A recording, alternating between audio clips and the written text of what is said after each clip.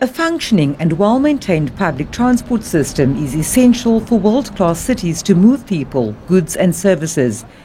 With the crippled rail system and challenges in the minibus taxi industry in Cape Town and the country, authorities say it's imperative to start looking at what urban mobility will or should look like in the future. The summit falls in National Transport Month.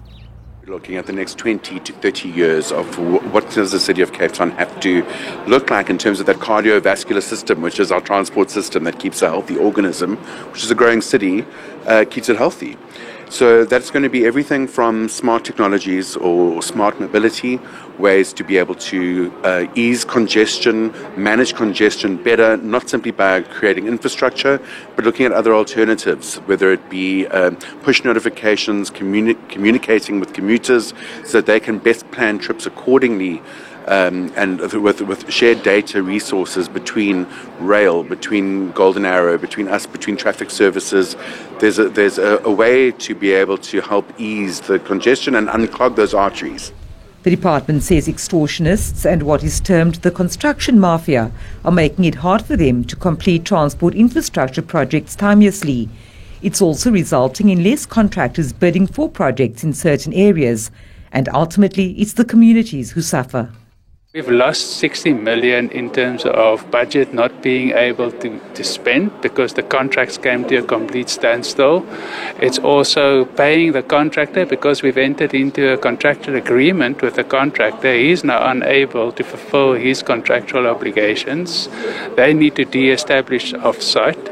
So it's also the city picking up the tab, paying for that cost for the termination of that contract. So overall, it's budget that's unable to spend. And as you know, in government, if you don't spend your budget, you lose it for the next financial year.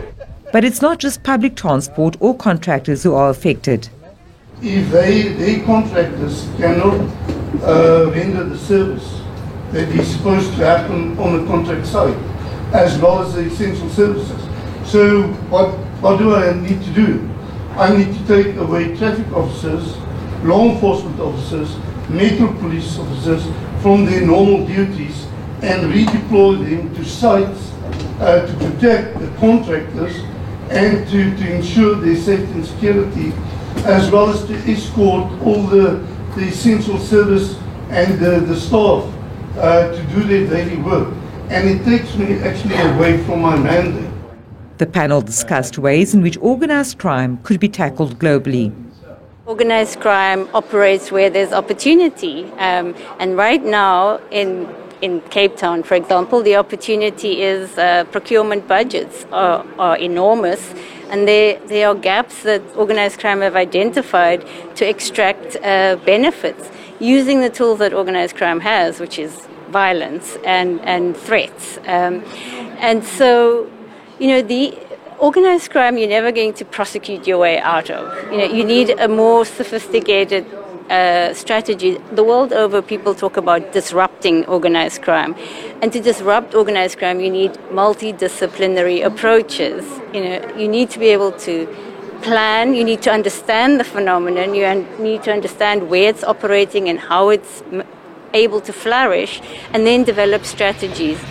The devolution of the passenger rail function to the municipality has also come under discussion during the two-day summit. Vanessa Puna, SABC News, Cape Town.